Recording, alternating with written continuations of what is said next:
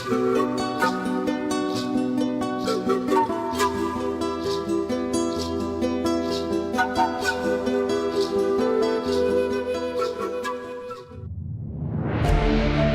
estación con voz, 91.7 FM, Radio YSUCA.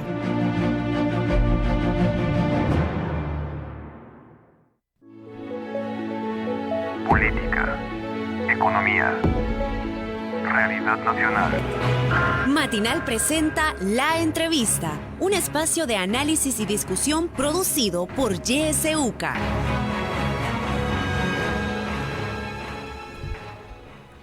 Siete con 4 minutos, muy buenos días, gracias por siempre estar pendiente de este espacio de La Entrevista. Hoy vamos a hablar sobre un tema bien importante y es acerca de los derechos humanos a nivel de la región de Centroamérica. Nos acompaña para abordar este tema Omar Flores de FESPAD, quien nos va a hablar sobre el caso de El Salvador. Buenos días, Omar, bienvenido. Muy buenos días, gracias por la invitación y gracias por tener en cuenta al equipo regional de monitoreo y análisis de derechos humanos en Centroamérica para hacer una evaluación de la región y del cual FESPAD es parte.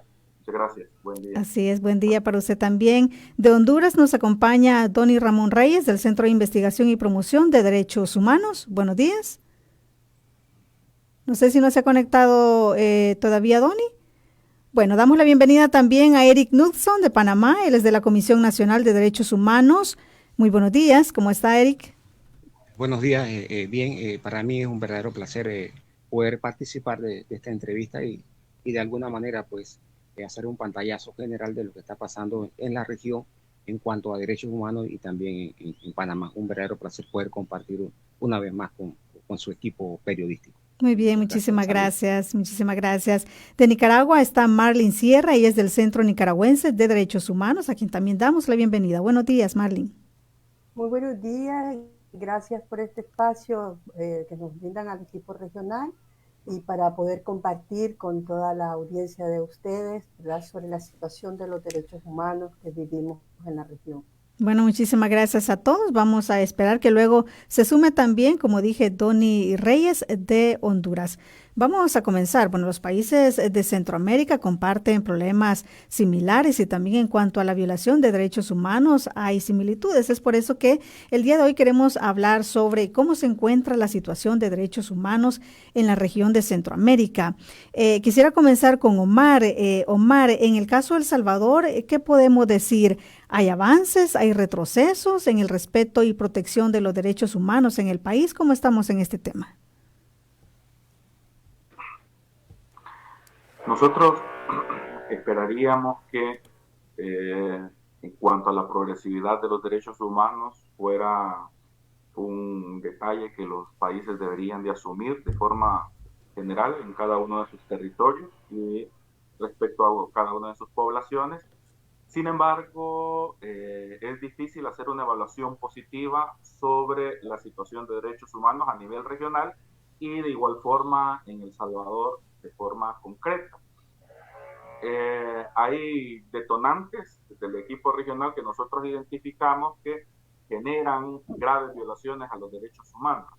Y esos detonantes, uno de ellos es la concentración del poder, que es una tendencia a nivel regional con sus propias aristas, con sus propias características en cada uno de los países. El Salvador es un claro ejemplo de eso. Pero antes de El Salvador, este recorrido, digamos, de la concentración del poder, del tránsito de una democracia relativamente, digamos, con algunas aperturas de los derechos civiles y políticos a un tránsito, a una democracia híbrida donde tiene tendencias un poco autoritarias. Este camino ya lo había recorrido Nicaragua, este camino ya lo había recorrido Honduras. Ahora le corresponde a El Salvador seguir ese guión que es un detonante de las graves violaciones a los derechos humanos, y lo hemos podido ver. La ruptura de la institucionalidad del Estado ha generado graves violaciones a los derechos humanos. Un ejemplo en concreto, distintas organizaciones hoy en El Salvador, en materia ambiental, en materia de pueblos indígenas, se está manifestando porque le preocupa los casos que llevaban en la jurisdicción medioambiental. Y en ese marco, días antes, denuncian estas organizaciones que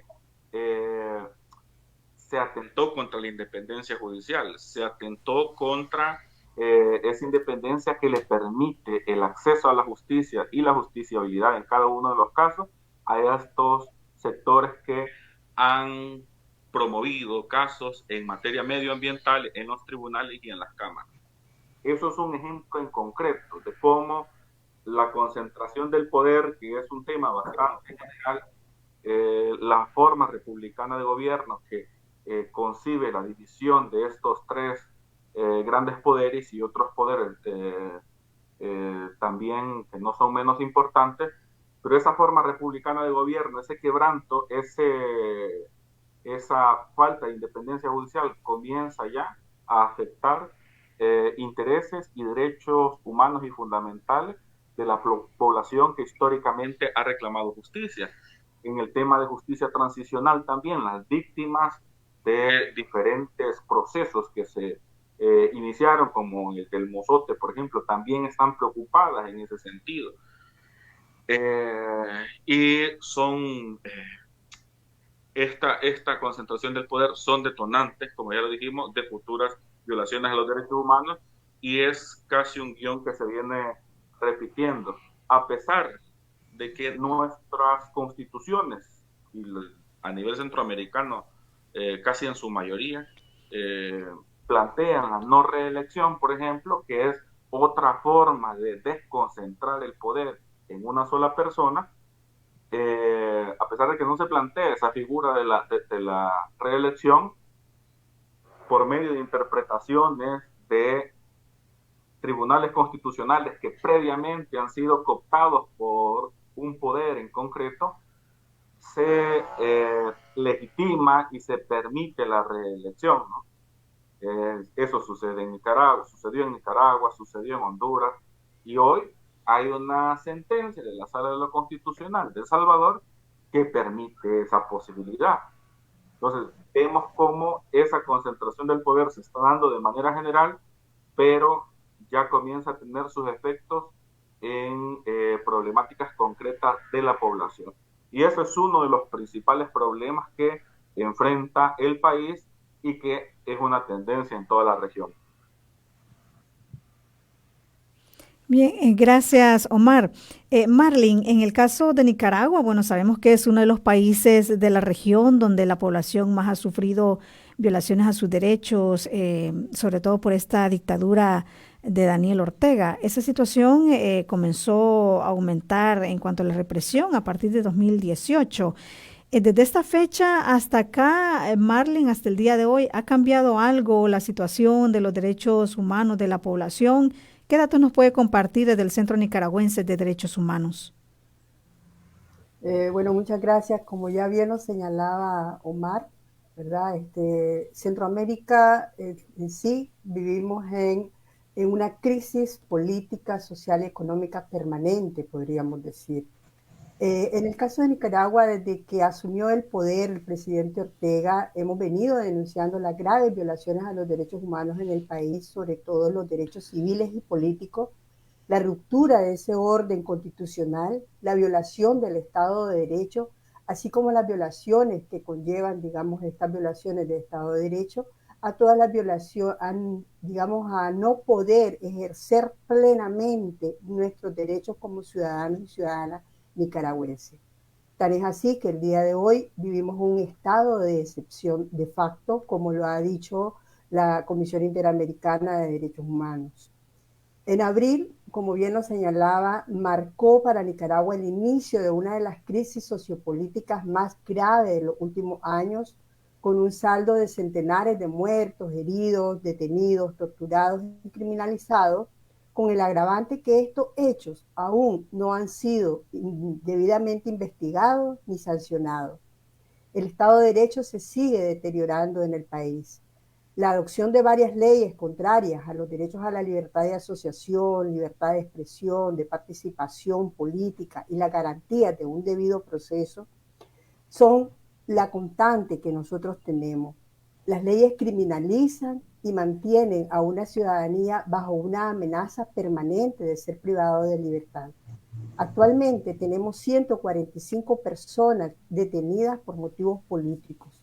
24 de ellas se encuentran en celdas de máxima seguridad y de castigo, así como celdas de aislamiento.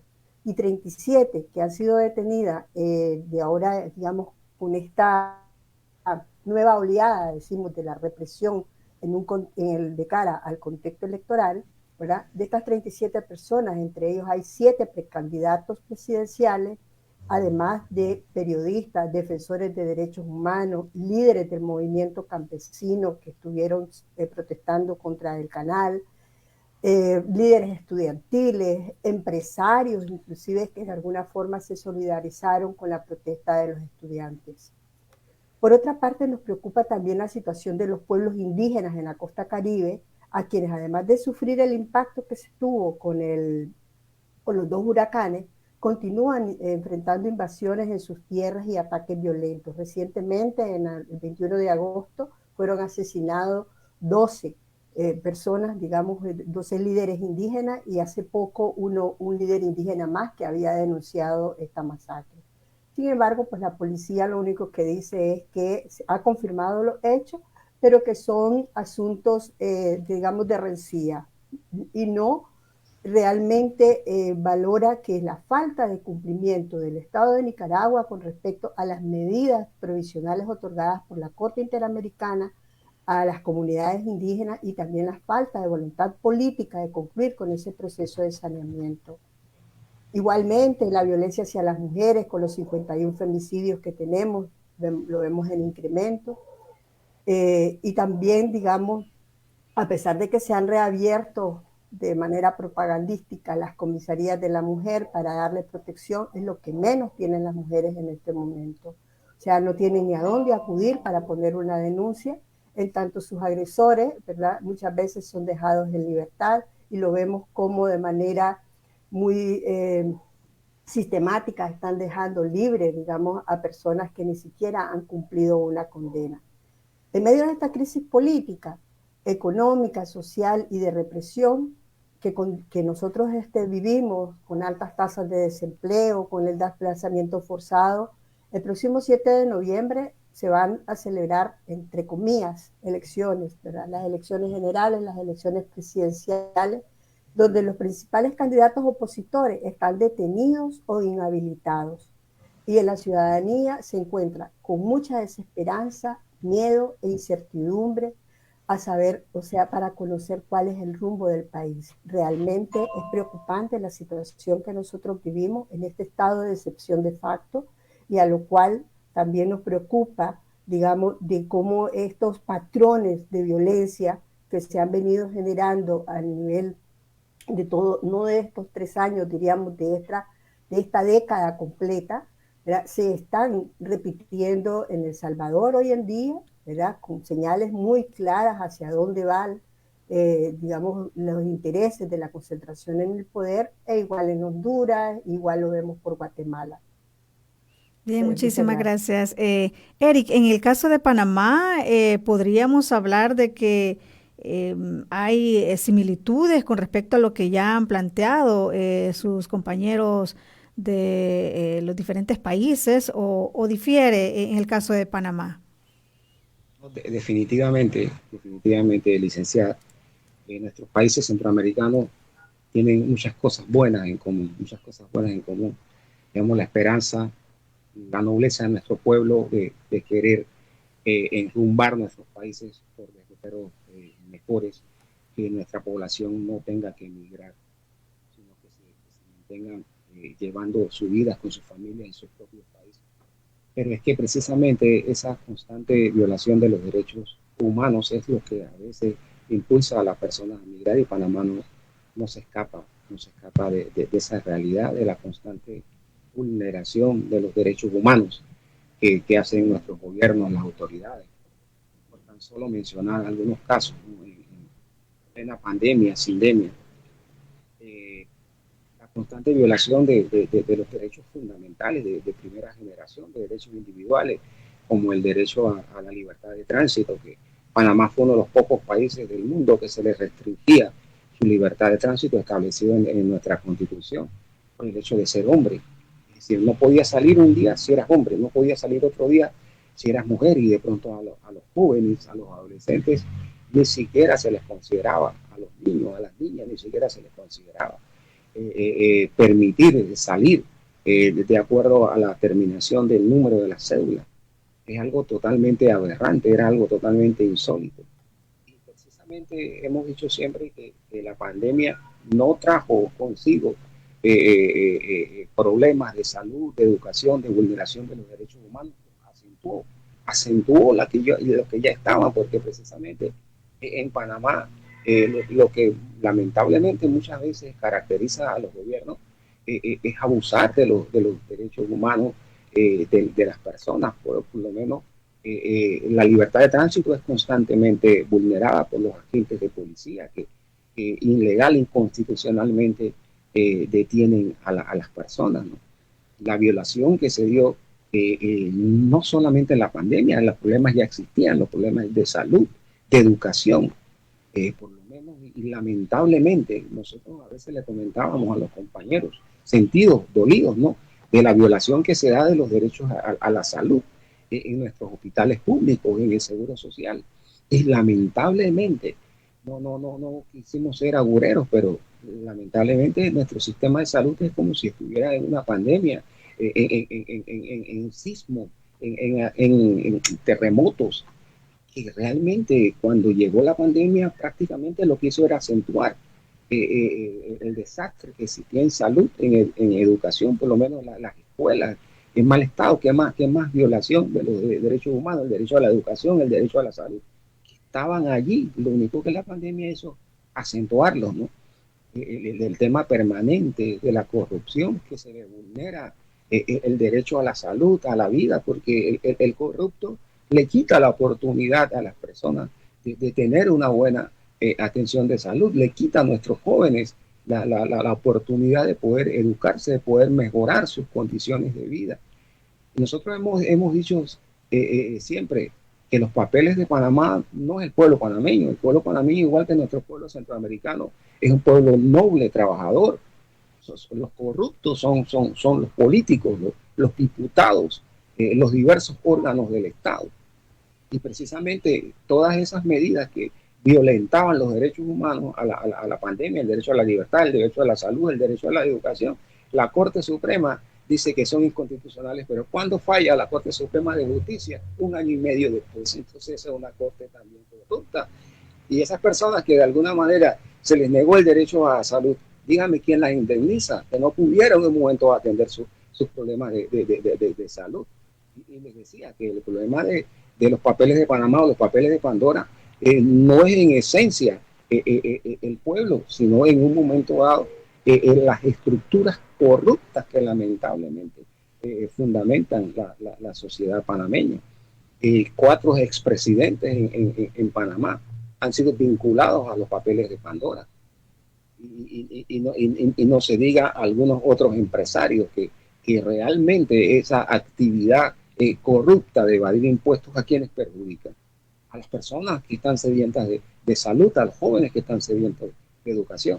Lamentablemente en nuestra región, como les decía, la tendencia de nuestros pueblos, de nuestra gente, es buscar nuevos días, pero es precisamente un punto en común es la vulneración constante que hacen nuestros estados y quienes los administran los gobiernos, de la constante violación de los derechos humanos que se dan concretamente en Panamá. Gracias. Bien, gracias, Eric.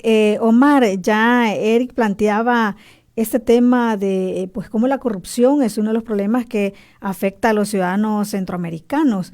Y si no veamos, pues ya lo mencionaba él, ¿verdad? El caso reciente de los papeles de Pandora en Panamá, pero también recordemos cuántos funcionarios centroamericanos, sobre todo El Salvador, Honduras también y Guatemala, han estado incluidos en la lista Engel. ¿Cómo la corrupción está afectando el cumplimiento de los derechos humanos específicamente en El Salvador, Omar? Nosotros creemos que la corrupción es uno de los efectos de esa concentración del poder que evita la participación ciudadana como forma de ejercer control a la institucionalidad del Estado, que también genera climas de opacidad, climas de secretividad. Creemos que la corrupción es un efecto de la concentración del poder que genera este tipo de situaciones. Y obviamente la corrupción afecta a todos los países centroamericanos y El Salvador no es la excepción. La corrupción obviamente lleva aparejado, digamos, el hecho de generar condiciones para que funcionarios públicos o personas próximas a los funcionarios públicos se beneficien de los activos del Estado, se beneficien de los fondos públicos. Eso impacta directamente en la satisfacción de los derechos que debería estar cumpliendo el Estado. Por ejemplo, aquí tenemos muchas pandemias en El Salvador. El Estado debería de garantizar una pensión digna. Sin embargo, los fondos por los cuales se están cometiendo actos de corrupción no se están orientando a destinar una pensión digna a la población. Los fondos que se están orientando a actos de corrupción no se están orientando a la satisfacción de una vivienda adecuada. Que dicho sea de paso, hay datos que reflejan que tenemos un déficit habitacional del 91%. Eso es muy grave. Los fondos que se están orientando a la corrupción no se están orientando a el sistema educativo, que en promedio, según datos oficiales, todavía para el 2019, teníamos un nivel de escolaridad que rondaba en promedio el sexto, séptimo grado. Eso es muy grave para un país que pretende irse desarrollando progresivamente, ¿no? Esta corrupción no ha sido un hecho novedoso en nuestro país, lamentablemente. Distintos gobiernos han tenido en el pasado algunos actos u orientaciones tendientes a cometer ilícitos vinculados a la corrupción. Hay algo preocupante en este gobierno, y es que incluso ha llegado a legalizar algunas acciones que podrían en determinado momento permitir y generar climas de corrupción muy fuertemente. Por ejemplo,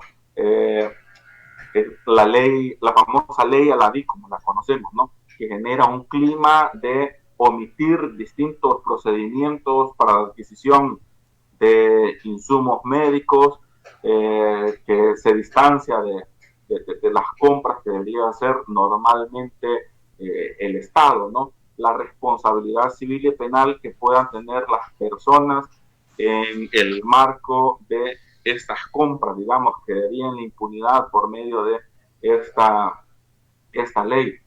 Eso, la legalización de este tipo de hechos, de acontecimientos, es sumamente preocupante porque genera no solo el hecho de la corrupción, sino que también climas de impunidad. Y el mensaje que se le manda a la población, el mensaje que se le manda a la comunidad internacional es que se está diseñando un sistema político que permite la impunidad en potenciales casos de violaciones a los derechos humanos. La corrupción tiene efectos devastadores en un país como el nuestro. Como ya hacía una comparación, muchos fondos que potencialmente se están orientando para hechos de corrupción pueden potenciarse para otras cosas. En el tema de las desapariciones, El Salvador tiene una gran deuda, por ejemplo, no hay fondos para solventar eso. Nada menos en TESPAD recibíamos la semana pasada una comunidad de Aguachapán que reclamaba su derecho a la vivienda adecuada.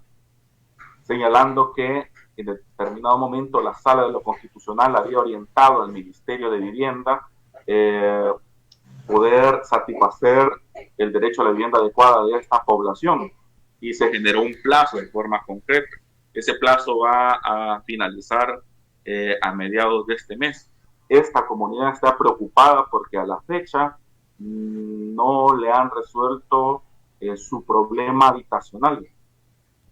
Y lo que les comunican es que no hay fondos públicos orientados a ese fin.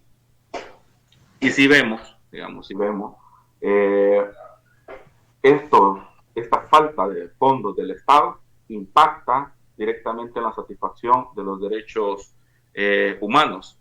Y la corrupción es un generador de la ausencia de fondos públicos para orientarlo a esta satisfacción. Y genera también deuda pública. Tenemos una deuda pública que ya ronda el 100% del Producto Interno Bruto, y que al final eso todos los salvadoreños lo vamos a pagar, ¿no? Este problema es casi, digamos, característico en todos los países de la región, como lo referí en un principio, no es nada más que uno de los primeros efectos de esa concentración del poder que nosotros identificamos como detonante para las futuras violaciones a los derechos humanos. Bien, tenemos que hacer una pausa. Vamos a regresar con este tema dentro de un momento.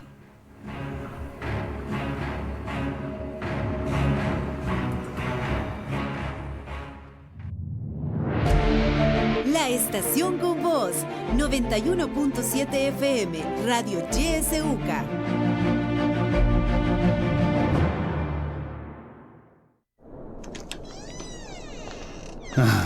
¿Y vamos a seguir con el interrogatorio? Sí, vamos a seguir, señor COVID. Vamos a ver, ¿adultos mayores? Claro. ¿Jóvenes? Por el momento, los mejores. ¿Niños? De momento hay poquitos. Muy bien, ya tenemos toda la información. Usted ha confesado ser responsable de todas estas muertes. Recuerda seguir las normas de bioseguridad aunque estés vacunado. El COVID ya no distingue edades. Un mensaje de YSUCA. En la internet puedes buscarnos en nuestra página web www.ysuca.org.sb, en Twitter como @ysuca917 y en Facebook como Radio YSUCA 91.7 FM. YSUCA, contigo en la nueva era digital.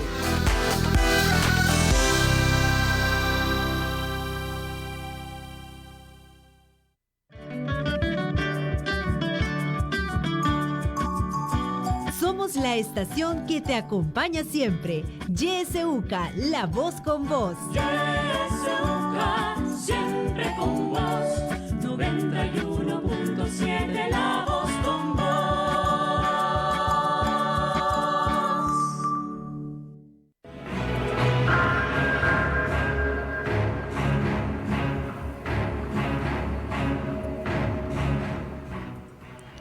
Gracias por continuar en sintonía de Radio YSUCA.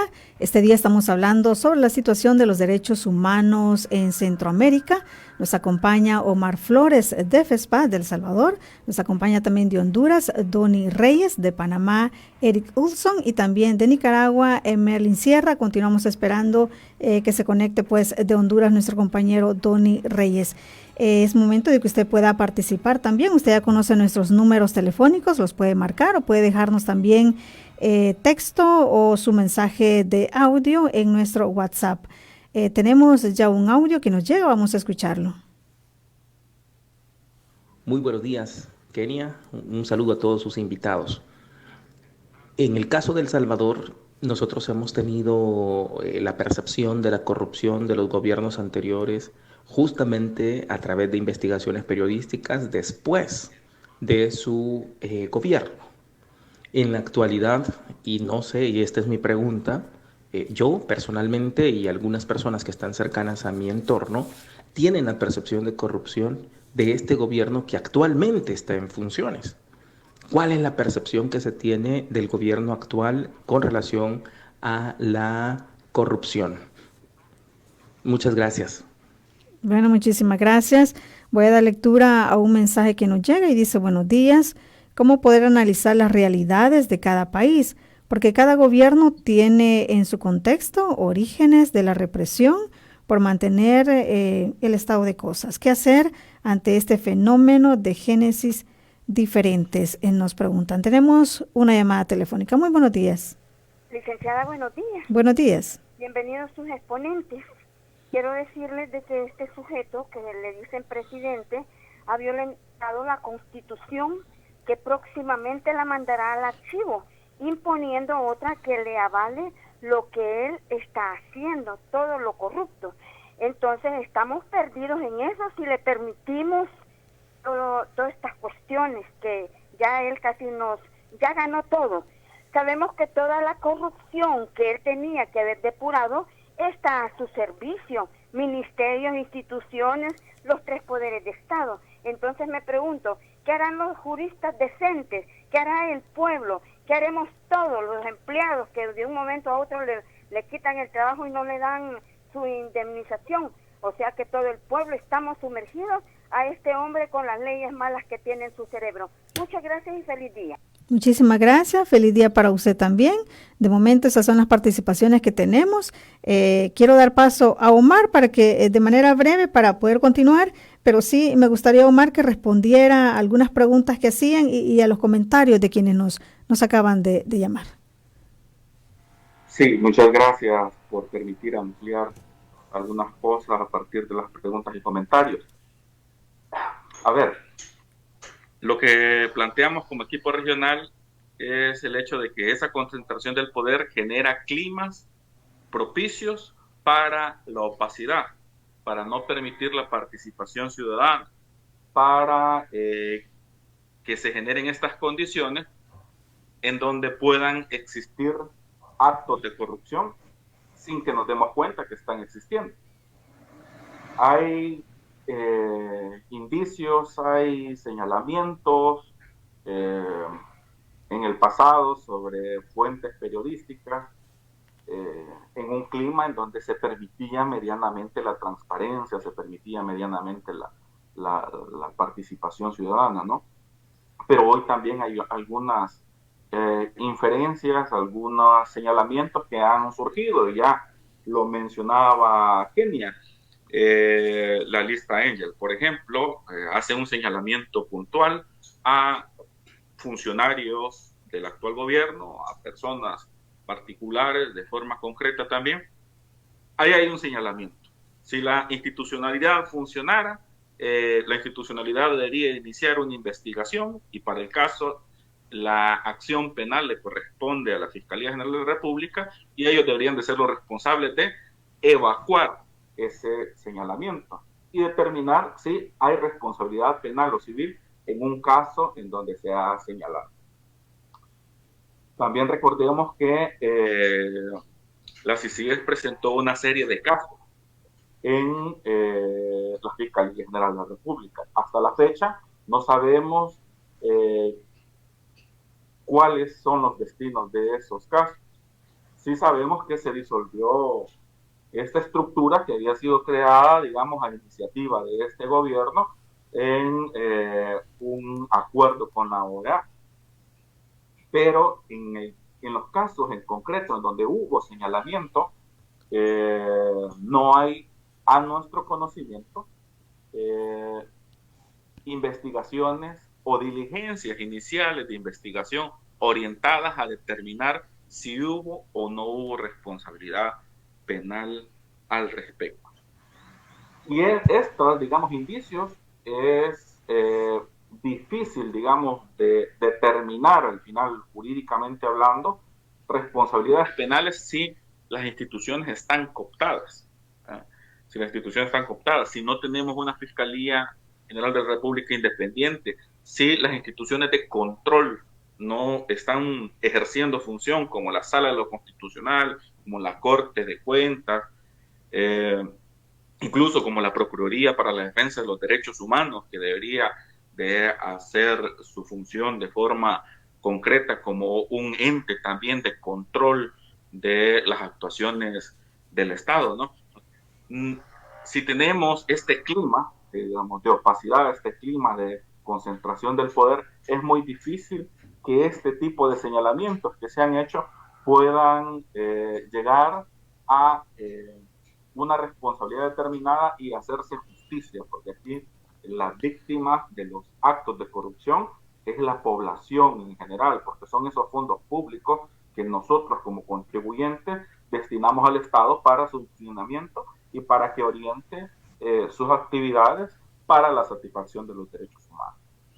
Bien, gracias Omar. Bueno, como ya lo mencionaba usted, la transparencia, el acceso a la información pública, la rendición de cuentas, todo eso es fundamental en un país democrático y permite pues que los ciudadanos puedan ejercer su derecho a tener información pública y a conocer cómo se está distribuyendo y gastando el dinero de todos. En el caso de Nicaragua, Marlene, ¿queda en Nicaragua algún mínimo de acceso a información que permita al ciudadano conocer cómo las instituciones están gastando y distribuyendo este dinero público? ¿Cómo está el caso de Nicaragua? En el caso de Nicaragua, desde la llegada del poder de Daniel Ortega, la ley de acceso a la información pública se convirtió en papel mojado. Lamentablemente, vemos, digamos, no tenemos acceso a ninguna información pública. La información que muchas veces publican las entidades gubernamentales a través de su página web es una información totalmente desfasada, maquillada, como decimos, como para dar a entender de que hay un avance, que vamos progresando, ¿verdad? Pero, digamos, es parcializada totalmente. No hay una entrega de la información pública. Los informes anuales que muchas veces ellos publican o que hacen público son totalmente retrasados. E inclusive lo podemos ver en algunos investigadores cuando hacen referencia al tema de Nicaragua, como al tema de corrupción, o al tema inclusive de la misma deuda externa, de la deuda interna, no hay información. O sea, de hecho, ninguna de los investigadores, periodistas, defensores de derechos humanos, desde hace, digamos, casi una década, no tenemos ese acceso a la información. Nosotros tenemos que buscar por fuentes abiertas, buscar información, digamos, a través de, en el caso directamente de las víctimas, de familiares, ¿verdad?, de la situación que se da. Entonces se desconoce muy a fondo qué es lo que está pasando, digamos, dentro de lo que es el manejo de los fondos del erario público. Y en esto, por eso, también vemos cómo se vincula al tema de corrupción. En el tema de corrupción, pues Nicaragua es el país centroamericano que ha sido percibido después de Honduras como uno de los más corruptos. Solo Venezuela y Haití nos superan, ¿verdad? En la conclusión, por ejemplo, del informe de transparencia internacional que recientemente publica anualmente, nosotros ocupamos el puesto 159 de 180 naciones con un puntaje de 22, ¿verdad? Que eso significa un retroceso drástico que hemos tenido. ¿Y qué significa eso? Todo el abuso de lo, digamos, por parte del gobierno de Ortega en cuanto a los fondos estatales, las graves violaciones a los derechos humanos que cometen y, como bien señalaba Omar, el tema de la impunidad en que han quedado todos estos casos de corrupción. Y una de las cosas que también, digamos, y es vinculado, que no hay acceso a la información total, como bien te lo señalaba, ¿verdad?, es, por ejemplo, el agravamiento que hemos tenido, que ha crecido a la parte de la concentración de ese poder. En tanto, la corrupción en sí es un problema estructural que lo venimos y se manifiesta, ¿verdad?, tanto al servicio público de la cara a la ciudadanía hasta como en las reglas del juego para la inversión. Por ejemplo, una de las cosas que no hay publicaciones acerca de las licitaciones, ¿verdad?, que se dan y que son asignadas entre ellos mismos. O sea, muchas de las licitaciones que reciben, por ejemplo, los hijos de la pareja presidencial que gobierna el país, reciben grandes cantidades de dinero a través de asignaciones, ¿verdad?, que ellos tienen, de proyectos o de licitaciones en el caso del tema de comunicación, en el caso del tema de pequeñas o grandes inversiones. Y lamentablemente, la Contraloría General de la República nunca investiga casos de corrupción. Por ejemplo, sigue siendo una institución de fachada, ¿verdad? Por ejemplo, ellos mismos decían en su informe del 2020 que le correspondía hacer una auditoría a 252 entidades públicas y solamente dice que lograron fiscalizar 82, pero nunca se tuvo acceso a esa información. Entonces, de hecho, digamos, todo el tema de la información pública para los ciudadanos y ciudadanas nicaragüenses, digamos, está vetado. El mismo, por ejemplo, la información que se publica con la situación de COVID que estamos viviendo, todo el ocultamiento que se dio y se sigue dando en cuanto a la realidad de la afectación que tiene la pandemia acá en Nicaragua, ¿verdad? Lo vemos en la práctica y en el día a día, ¿no? O sea, por ejemplo, el MINSA al día de hoy únicamente refleja una cantidad de muertos, de número de fallecidos, cuando sabemos que, digamos, en la realidad, los casos sospechosos ya llegan a 5.724, de acuerdo a lo que el Observatorio Ciudadano COVID ha hecho. ¿Y cómo ha hecho esa información? A través del ciudadano, a través de ir registrando, digamos, la misma población, las denuncias que se van haciendo. Entonces es un trabajo de hormiga para recoger una información y poder dar a conocer cuál es la situación verdadera que vivimos que vivimos en Nicaragua.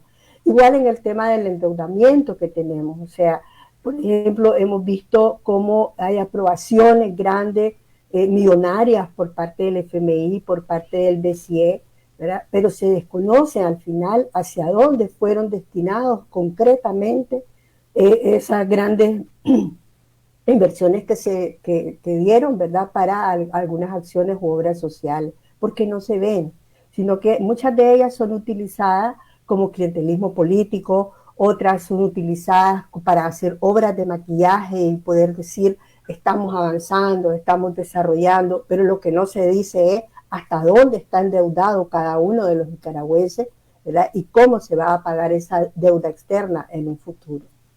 Bien, gracias, Marlene. Eric, y en el caso de Panamá también se está ocultando información importante, como en el caso de Nicaragua y también El Salvador.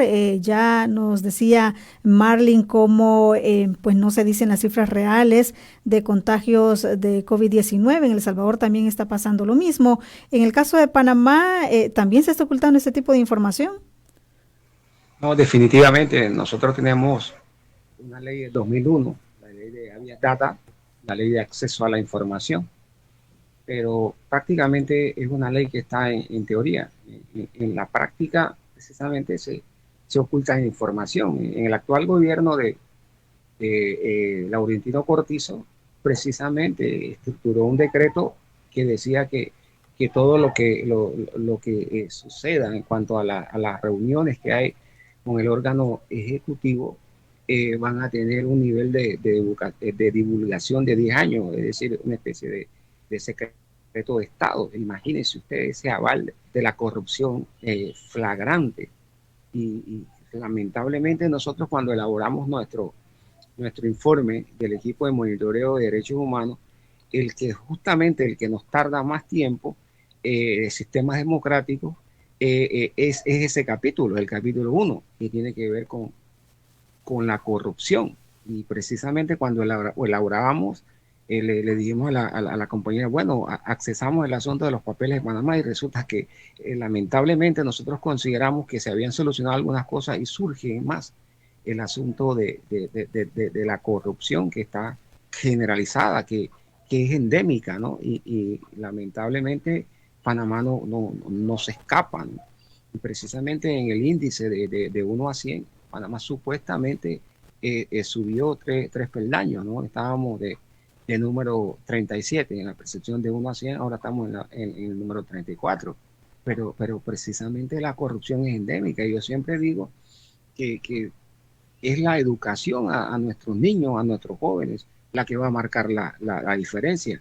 tenemos varios países, varios expresidentes investigados por corrupción, por el hecho de la situación de Odebrecht, de los papeles de Panamá, el caso del expresidente Martinelli, lo que tiene que ver con los llamados pinchazos telefónicos, que era violentar los derechos de intimidad de las personas, ¿no? Entonces, y si hablamos del caso del PAN, que era un fondo que había para las personas de escasos recursos en áreas neurálgicas, en áreas de difícil acceso, y resulta que un molinillo, una máquina de moler, por decirles, costaba $25, se le alteraba el precio y no se ponían 25, sino que se ponían 100 y la diferencia se la repartían entre ellos. Y hay toda una información en torno a eso. Y si hablamos de leyes que tienen la tendencia de proteger a nuestras jóvenes, a nuestros jóvenes, los escándalos que se dan en los albergues de niños y de niñas, porque precisamente en el transcurso del año se detonó porque una niña estaba trepada en un tejado o en un techo pidiendo auxilio porque era víctima de abuso, de violación, y las autoridades que eran los regentes, sabían de esa situación. Entonces es una corrupción generalizada. Decía la ley 29 que protege a la menor embarazada, que casualmente es víctima de abuso sexual, de hostigamiento. Y esa ley establece que las diversas autoridades son las encargadas de velar por la ejecución de esa ley. Autoridades como la Policía Nacional, el Ministerio de Desarrollo Social, el Seguro Social, el Ministerio de Salud, y precisamente las personas, los funcionarios que están encargados no le dan seguimiento a esa ley. Y vemos prácticamente un hacinamiento a veces de jóvenes embarazadas, que precisamente no son ellas las que tienen algún tipo de carácter libidinoso ni nada por el estilo, sino que son producto del abuso. ¿El abuso de quién? Del mismo Estado, que no las protege. Y si hablamos en un momento dado de la Defensoría del Pueblo, que es el ente a defender los derechos, es simplemente una estructura burocrática más que no defiende los derechos de las personas. ¿Cómo le podemos llamar a eso? Corrupción. ¿Por qué? Porque ellos están dentro de una estructura, dentro de una planilla, que si precisamente hacen una denuncia son destituidos, son destituidos porque precisamente forman parte de una estructura gubernamental. Y si hablamos de la gran corrupción que se da en la Asamblea de Diputados, que es precisamente si hablamos de personas que estaban dentro de una estructura administrativa como si trabajaran en la Asamblea de Diputados, y resulta que nunca trabajaban. Y resulta que los cheques que salían a nombre de una persona, pero resulta que el que lo cobraba le daba una parte al supuesto funcionario y el diputado se cobraba la otra. Es decir, lamentablemente, ¿verdad? Los que van a marcar la diferencia también tiene que ser el pueblo. El pueblo tiene que decir ya basta, ¿no? Ya basta de corrupción, porque ¿quién es el que elige a los diputados corruptos, a los presidentes corruptos, a los jueces corruptos que forman parte, que si bien es cierto no los elige, pero ¿quién los elige? Que forma parte de la de la corrupción. El órgano ejecutivo. Es el pueblo que tiene que decir ya basta, que exista una independencia de poderes, ¿no? Y lamentablemente, licenciadas, compañeros, compañeras, no pudiéramos pasar toda la mañana hablando de corrupción, no solamente en Panamá, sino en nuestras regiones, en nuestra región centroamericana. Y precisamente lo que va a marcar la diferencia son las generaciones que están creciendo, que digan ya basta. Nuestros países, Panamá tiene que derrumbarse por otros derroteros, que no sea la corrupción, sino la justicia, la libertad y la construcción de una sociedad panameña nueva. Así Gracias. es, Eri. Bueno, qué lamentable que sea la corrupción, esto que une a los países de Centroamérica.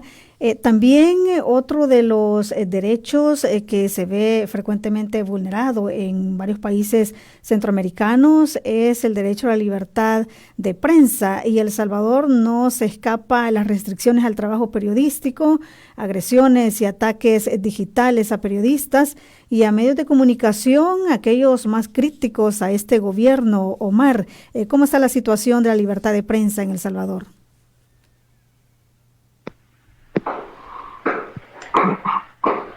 En cuanto a las libertades civiles y de forma concreta, la libertad del ejercicio periodístico y libertad de prensa, creemos que han habido retrocesos significativos que van desde la primer figura de poder del Estado, del órgano ejecutivo, hasta funcionarios de segundo, de tercer nivel. Un atentado en contra de la libertad de prensa es el no tener acceso a la información. Un atentado en contra de la libertad de prensa o del ejercicio periodístico es que un funcionario que tiene un poder político desde el Estado acumulado haga señalamientos infundados a periodistas en concreto. Un ataque a la libertad de prensa es que se utilice la institucionalidad del Estado para hacer algunas acciones en contra de medios de comunicación, como la utilización del Ministerio de Hacienda, quizás como la utilización del Ministerio de Trabajo, la instrumentalización para perseguir aquella opinión que no va en consonancia con el poder, digamos, hoy por hoy hegemónico y que está enquistado en el órgano ejecutivo. Esos tipos de acciones creemos que marcan un retroceso a la libertad de expresión. Y eso evaluó El Salvador muy gravemente. Quisiera cerrar con esto.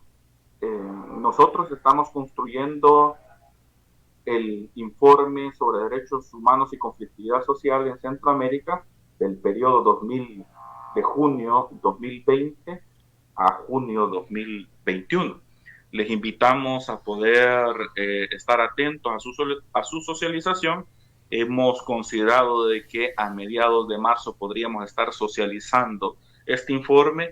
El tema de la libertad de expresión, el tema de la concentración del poder, de la corrupción, van a estar en uno de los capítulos de y les invitamos a poder estar atentos.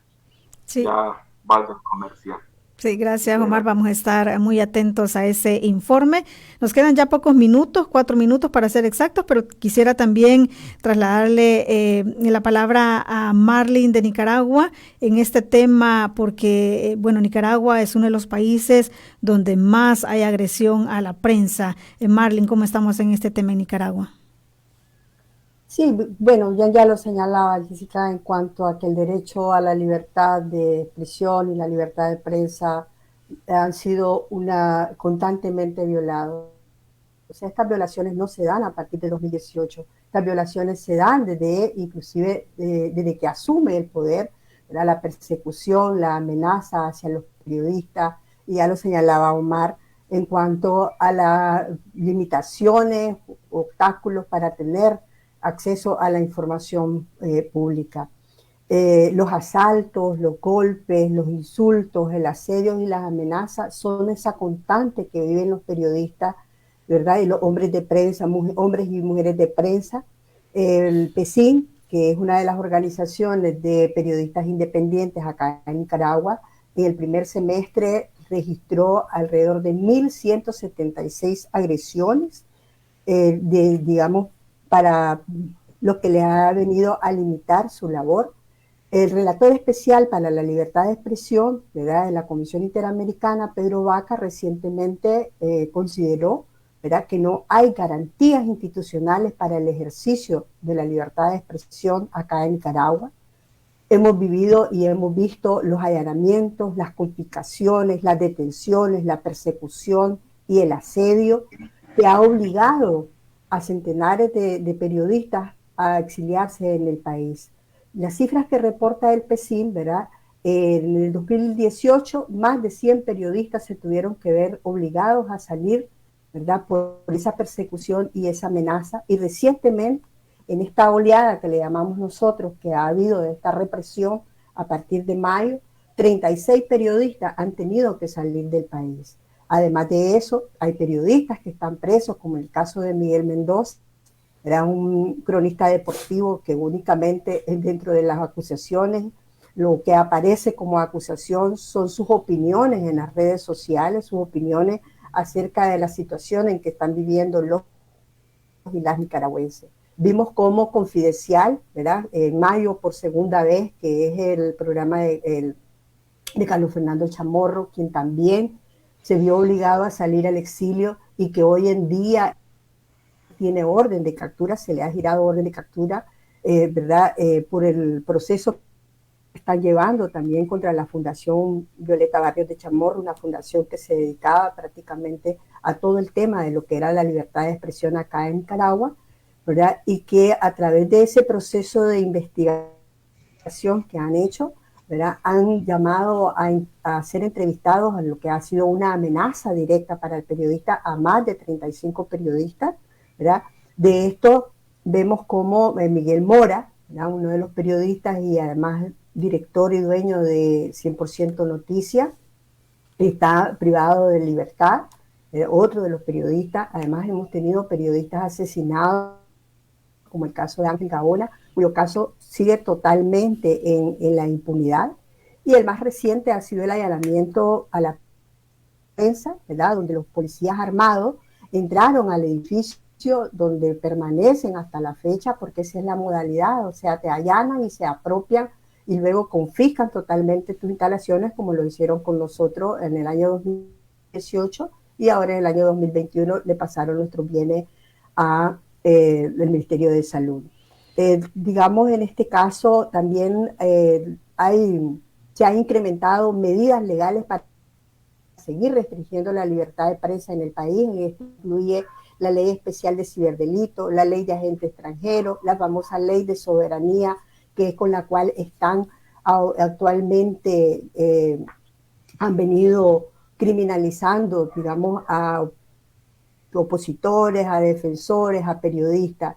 La ley de ciberdelitos que fue aprobada en el año 2020 penaliza con 3 años de prisión a las publicaciones que ellos le llaman noticias falsas, cuando realmente son noticias verdaderas las que se está dando, la información que los periodistas independientes realizan con mucho esfuerzo, con mucho sacrificio, bajo amenaza, que lo vive a diario, ¿verdad? Son informaciones reales de lo que están viviendo, pero que el gobierno muchas veces, a través de estas informaciones que ellos hacen, lo que hacen es tratar de tipificarlas como delito, y que es lo que han estado haciendo con Miguel Mendoza, al cual ya tiene más de 100 días bajo prisión y está siendo procesado justamente por esa, digamos, la ley esta 1055, que es la ley de soberanía, y también aplicándole la ley de ciberdelito. Bien, Merlin, lamentablemente sí se nos ha acabado el tiempo, ya nos pasamos unos minutitos. Quiero agradecer a todos por haber estado con nosotros.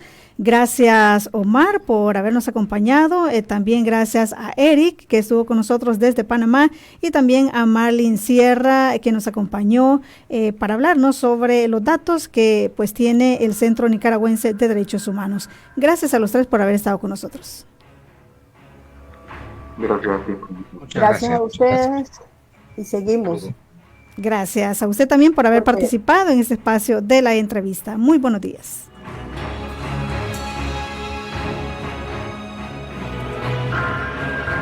Esta fue la entrevista en la matinal. Te invitamos a que no te pierdas nuestra próxima emisión.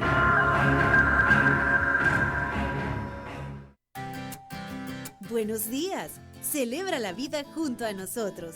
YSUCA 91.7 FM. Hora 10. Que la realidad tome